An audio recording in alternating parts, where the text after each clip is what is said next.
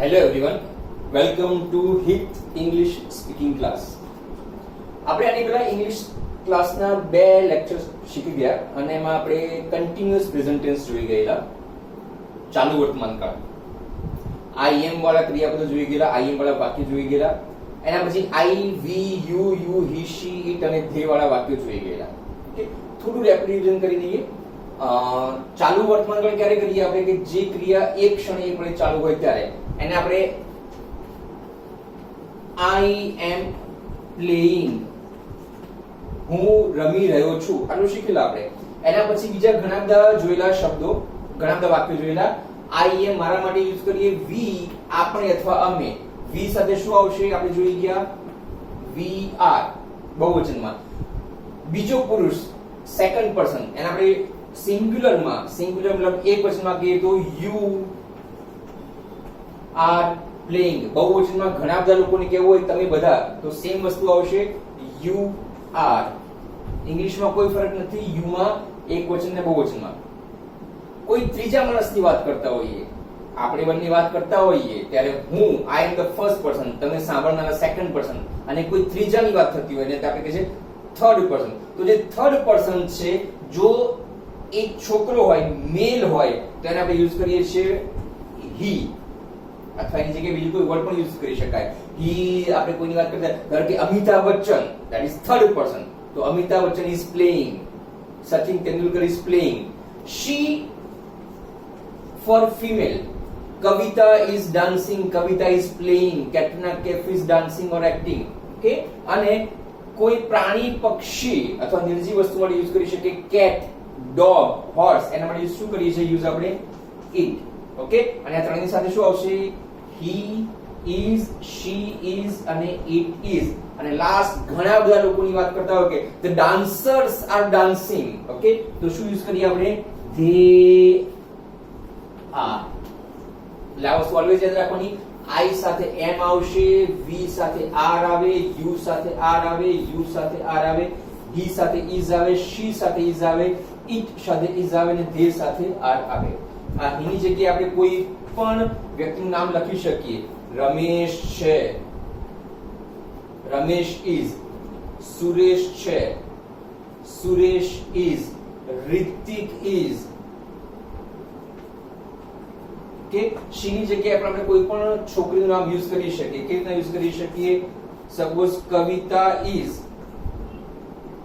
Rachna is, Kareena is.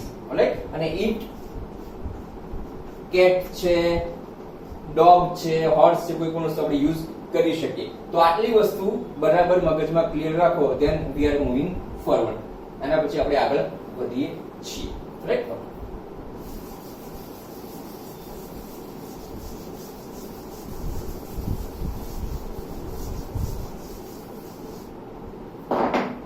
હવે આપણે એક સેન્ટેન્સ લઈશું અને એ સેન્ટેન્સ ઉપરથી ઘણા બધા વાક્યો બનાવીશું. એક સીધું સિમ્પલ જે આપણે સેન્ટેન્સ લીધેલું, આઈ એમ પ્લેઇંગ, યુઝ કરીએ આપણે આઈ એમ પ્લેઇંગ.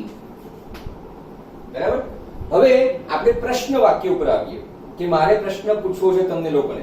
જો આપણે પ્રશ્ન પૂછીએ, વાતચીત કરીએ ત્યારે હું તમને પ્રશ્ન પૂછું, કેટલા પ્રશ્ન પૂછું કે શું તમે રમી રહ્યા છો, તેમાં શું આવશે યુ, અને આન્સર તમે શું આપશો, yes I M playing. Okay, તો એ ચેન્જીસ આવશે ખાલી ફર્સ્ટ પર્સન અને સેકન્ડ પર્સનમાં, થર્ડ પર્સનમાં ચેન્જીસ નહીં આવે. કઈ રીતના સમજાવું તમને. ધારો કે મારે તમને પૂછવું છે કે તમે રમી રહ્યા છો, ગુજરાતીમાં કરીએ આપણે. હું તમને એમ પૂછું કે તમે રમી રહ્યા છો, તેનો આન્સર શું આવશે, હા અથવા ના. ઓકે, હા હું રમી રહ્યો છું,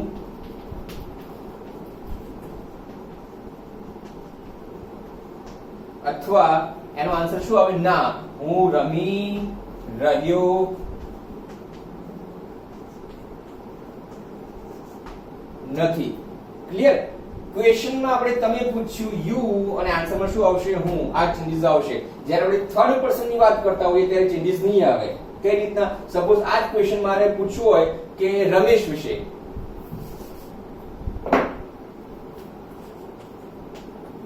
શું રમેશ રમી રહ્યો છે, તો અહીંયા શું આવશે? રમેશની સાથે અહીંયા હું માં એ જ આવશે, રમેશ રમી રહ્યો છે અથવા રમેશ રમી રહ્યો નથી. આમાં ચેન્જીસ નહીં આવે, ખાલી યુ અને આઈ એકબીજા સાથે ચેન્જ થશે.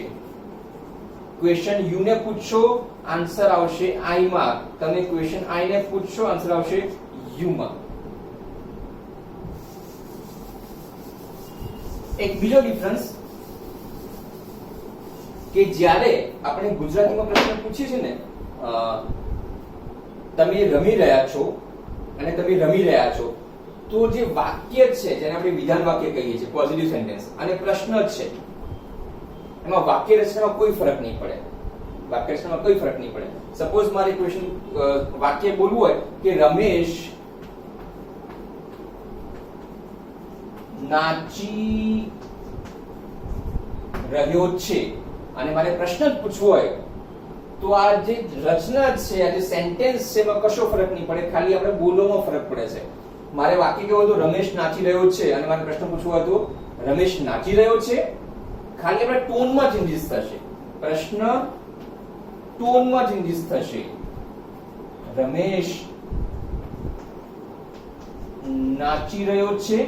Okay, so that is difference in Gujarati. ઇંગ્લિશમાં શું થશે?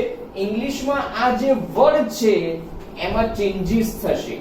જો તમે સેન્ટેન્સ બોલો છો, વાક્ય બોલો છો, અને તમે પ્રશ્ન પૂછો, બંનેમાં ચેન્જીસ થશે.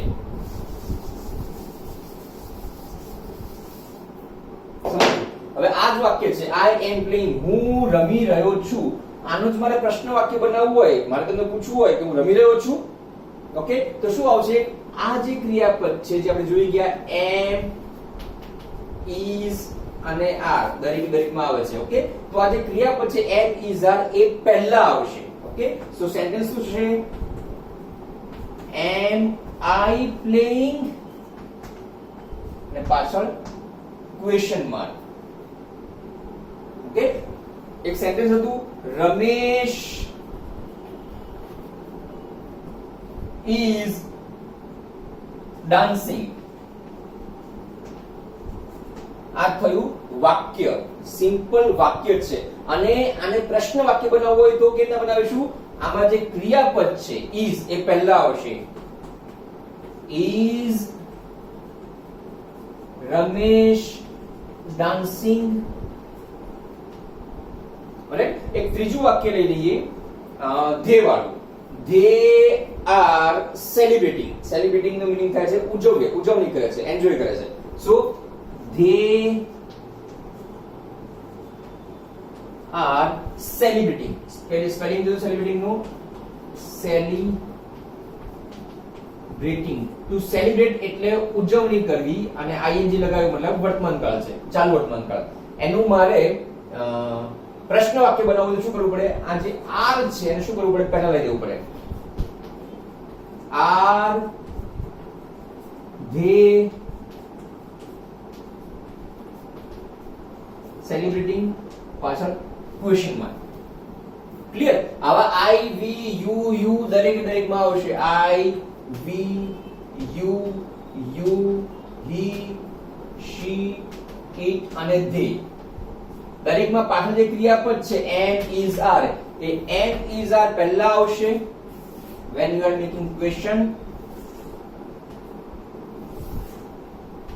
અને પછી આખું સેન્ટેન્સ આવશે. ક્લિયર? તો આવી રીતના આપણે સેન્ટેન્સ બનાવવાના છે. હવે આ જે ક્વેશ્ચન માર્ક બનાવ્યા આપણે, આ ક્વેશ્ચન શેના માટે છે? કે જેનો જવાબ ખાલી હા કે ના માં આવે એવા સેન્ટેન્સ બનાવ્યા આપણે, એવા ક્વેશ્ચન બનાવ્યા.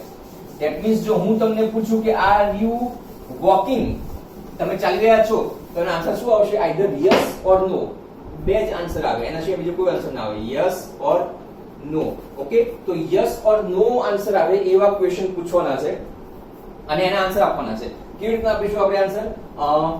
હું તમને ક્વેશ્ચન પૂછું કે આર યુ રાઇટિંગ, અમે ક્વેશ્ચન પૂછ્યું. હવે આનો આન્સર શું છે? આર યુ રાઇટિંગ મતલબ તમે લખી રહ્યા છો. આનો આન્સર શું આવે? આઈધર યસ ઓર નો. તમે આન્સર શું આપશો? યસ ઓર નો. તો યસ નો ની વાક્ય રચના કેવી રીતે થશે ઇંગ્લિશમાં? યસ, મેં તમને પ્રશ્ન પૂછ્યો, જવાબ કોણ આપશે? તમે પોતે. તો આર યુ રાઇટિંગ? તમે શું કહેશો? હા હું લખી રહ્યો છું, અથવા ના હું લખી રહ્યો નથી. ઇંગ્લિશમાં કેવી રીતે આવશે? યસ આઈ સાથે ક્રિયાપદ કયું આવશે? આર આવશે નહીં. આઈ સાથે ક્રિયાપદ ઓલવેઝ કયું આવે? Am. Yes I am writing. તમારે નામાં જવાબ આપવો હોય તો નો, પણ આગળ શું આવશે? નો આઈ એમ. નો આવે છે અને પછી એમ પછી આવશે not. I am not writing. આ પ્રશ્ન વાક્ય છે, આ હકાર વાક્ય છે અને આ નકાર વાક્ય છે. This is a question, this is a positive sentence, this is a negative sentence. Clear? એટલે એક વાક્ય તમને આપું, એના ઉપરથી તમારે પ્રશ્ન પણ બનાવવાનો અને એનો જવાબ પણ આપવાનો યસ માં અને નો માં. આપણે એક બે એક્ઝામ્પલ ફરીથી જોઈએ તો તમે હજી વધારે ક્લિયર થઈ જાઓ.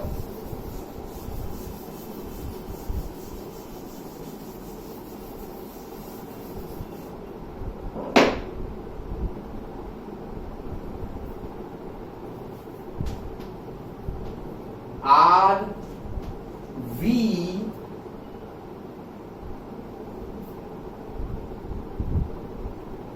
swimming? Are we?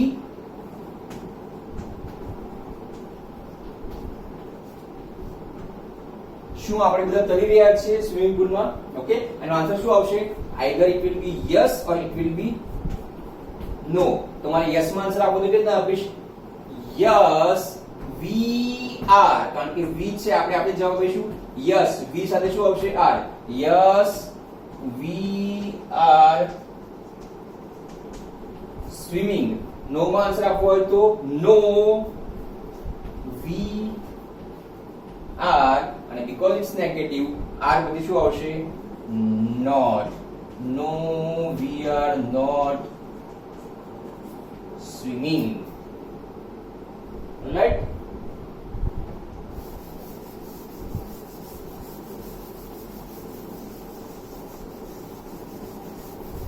એક બીજું ક્રિયાપદ લઈએ, રનિંગ. રન ઉપરથી યુઝ કરીશું running. Is Mahesh running?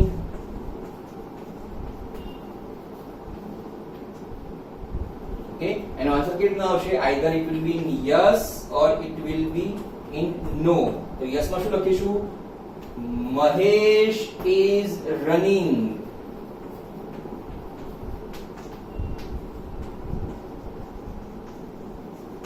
Okay, and no માં શું લખીશું? No Mahesh is not running.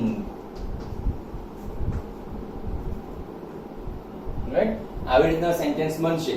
It means કે તમને ક્વેશ્ચન હોય તો એનો આન્સર આપતો પણ આવડવું જોઈએ, અને તમને વાક્ય આપ્યું હોય તો એનો ક્વેશ્ચન બનાવતો પણ આવડવું જોઈએ. હું તમને એક સેન્ટેન્સ આપું અને તમારે એનો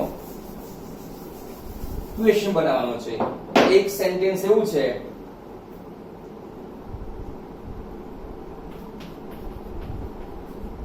they are dancing. આનું મારે ક્વેશ્ચન બનાવવો હોય, મારે પ્રશ્ન પૂછો તો કેટલા પ્રશ્ન પૂછો તમે? જે ક્રિયાપદ છે એને શું કરવાનું? આગળ લાવી દેવાનું. are they dancing? પાછળ ક્વેશ્ચન માર્ક. આપણે ક્વેશ્ચન માર્ક બનાવી દીધો. ઓકે, મને સેન્ટેન્સ આપ્યું, વાક્ય આપ્યું, એના પરથી આપણે શું કર્યું? ક્વેશ્ચન બનાવ્યો, પ્રશ્ન બનાવ્યો. હવે તમને પ્રશ્ન પૂછ્યો હોય કે આર ધે ડાન્સિંગ, એનો આન્સર કેવી રીતે આવી શકે? આઈધર યસ માં આવી શકે ઓર નો માં આવી શકે. તો યસ લખો તો યસ ધે આર ડાન્સિંગ.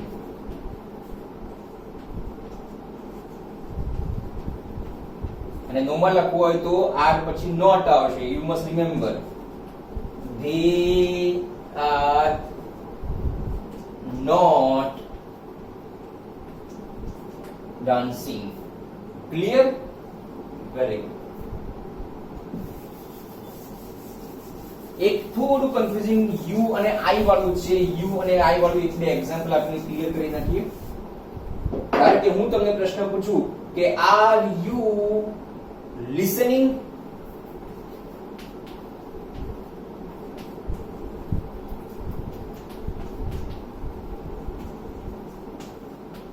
હું તમને પ્રશ્ન પૂછું કે તમે સાંભળી રહ્યા છો, આન્સર શું આવશે? યસ ઓર નો. પણ અહીંયા યુ છે તો આન્સરમાં શું આવશે? આઈ આવશે. યસ આઈ એમ લિસનિંગ, હા હું સાંભળી રહ્યો છું, અથવા હા હું સાંભળી રહ્યો નથી. યસ આઈ, આઈ સાથે શું આવશે? ઓલવેઝ એમ. આઈ એમ લિસનિંગ. નો માં શું આવશે? નો આઈ એમ નોટ લિસનિંગ. ક્લિયર? એક આઈ વાળો ક્વેશ્ચન જોઈ લઈએ. હું તમને એમ પૂછું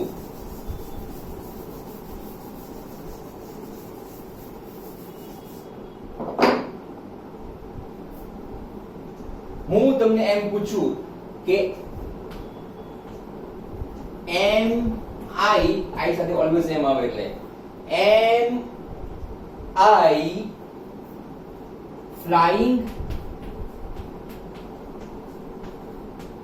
હું ઉડી રહ્યો છું. વિમાનમાં ઉડી શકીએ ને આપણે. એમ આઈ ફ્લાઇંગ, આન્સર શું આવશે? Yes or no. Because you are answering me, કારણ કે તમે મને જવાબ આપો છો એટલે આઈ નું શું થશે? યુ. Yes you. યુ સાથે શું આવશે? એમ આવશે. નો યુ સાથે શું આવે? આર. તમે જવાબ આપો છો યસ યુ આર ફ્લાઇંગ. આ હકાર વાક્ય થયું, પોઝિટિવ. અને નો માં આન્સર આપો તો no you are not flying. No you are not flying. Right? તો આ સેશન આપણે પૂરું કરીએ છીએ. એ પહેલા ફટાફટ તમને કહી દઉં કે તમારે હોમવર્કમાં શું કરવાનું છે. First you have to take any sentence, એકદમ સિમ્પલ સેન્ટેન્સ લેવાનું છે અને એટલીસ્ટ તમને વળી પાછા ક્રિયાપદો બતાવી દઉં.